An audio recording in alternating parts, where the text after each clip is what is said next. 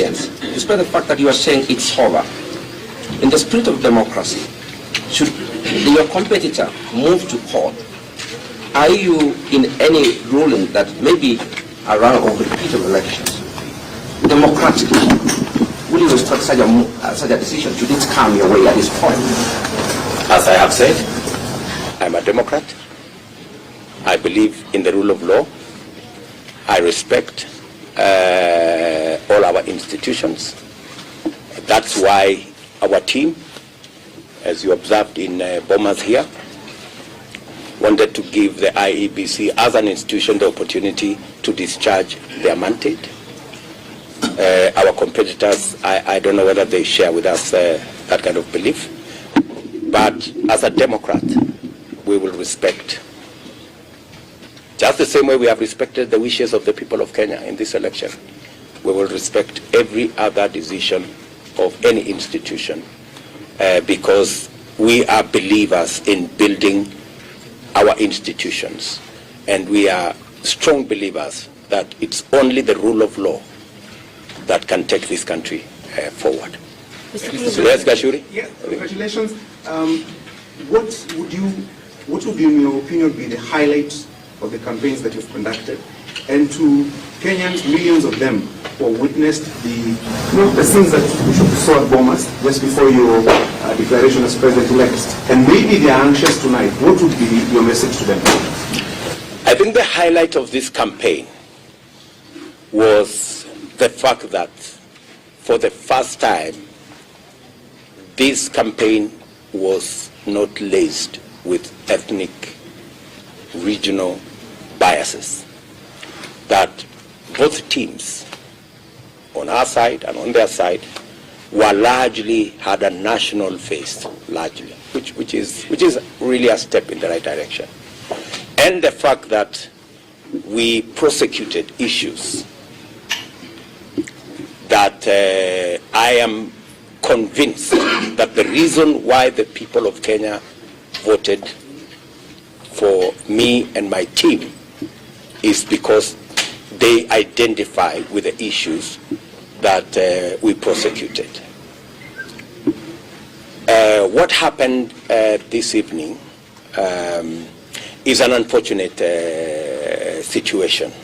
I think it is an attempt by our competitors to roll back what we have achieved as a country. I think Kenya has moved way ahead of the situation that we saw this evening, the unfortunate situation we saw this evening. In fact, I think every Kenyan, irrespective of what side they support, agree that the conduct of the IEBC in this election was phenomenal.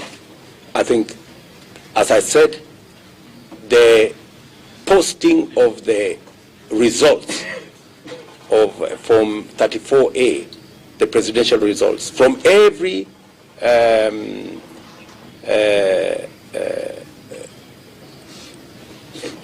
place, every polling station, every polling station, the posting of those results from every polling station was a stroke of a genius. Because I think within six hours of the counting of the votes, I think almost 80% of the results were available on that portal. And I am yet to come across anybody who says that what they saw in the portal is not what was declared at the polling station.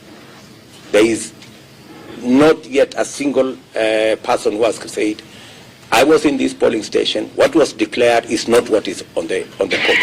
So I think the fact that the portal was available for every Kenyan to tally the results, first to check the veracity of the results. If you voted in polling station X, you would go to the portal, and that polling station X would show you whether those were the results that are declared or not.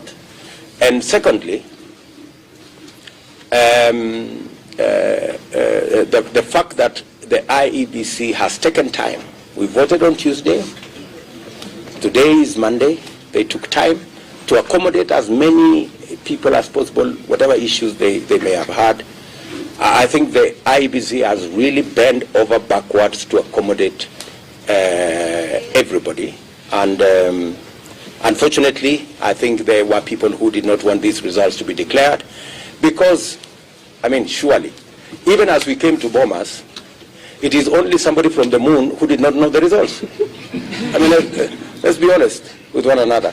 I mean, all of us here, with a simple calculator, you know, just with plus and minus, you'd tally the results. You didn't need a complicated, it was not, you didn't need algorithm, you didn't need square root, or all those other complicated things. You know, you just needed a simple calculator and you could add, you know, and the elections were, I think, every institution or every organization that bothered to tally the results came to the same conclusion. Whether it is Reuters, whether it is Al Jazeera, whether it is NTV, whether it is Citizen TV, and all these other people, everybody arrived at the same results. So I don't really know what the argument is all about. When we came to Bomas, I think everybody knew the results. So we just came to fulfill a constitutional mandate that it has to be declared by the chairman of IEBC. Otherwise, in terms of results, surely good people. All of us knew what the results were. President-elect? Yes. May I ask a question? And then we'll come back to this lady. Yes, I have two quick questions. The Yes. first question is this. Do you intend to keep your promises of the campaign trail? All of them? Do you intend to do that? And the second question is, from where you sit right now, is this your indication that everything is possible? Well, if I didn't believe in what I went out to canvass with the people of Kenya, I wouldn't have gone out there. I intend to keep every commitment, and my team and I have worked out on every detail of the commitments we have made. We have costed the commitments we have made. We have arranged them in terms of what is urgent, what is medium term, what is long term. We know what to do in the first 100 days. We know what to do in the first 3 months. We know what to do continuously until I think we have a program up to the second year. So we intend to keep all our promises. As I speak to you this evening, we have indicated that it is not the deep state and the system and all these other stories. It is the people of Kenya who ultimately hire or fire governments. I think that is the vindication that we all have arrived at. I remember the biggest question that I used to be asked by my supporters is, we are going to vote for you, but we understand there is a system under deep state that will not allow you to be president, that will steal your vote. And I kept on assuring them that I was the deputy president. If there was a deep state, I would know. If there was a system, I would know. And I think today, all the narratives around the deep state and the system have come to naught. I think people now know that it is the power of their vote, as is provided for in the Constitution, that the people of Kenya, they have their vote is what is sovereign, is what determines whether we have a government or which type of government and which type of leaders and who gets elected. It's the people. I think, bottom line, not that there were no attempts. I think with the time, you will know all these games that have been going on around Bomas. I think that will come out with the time.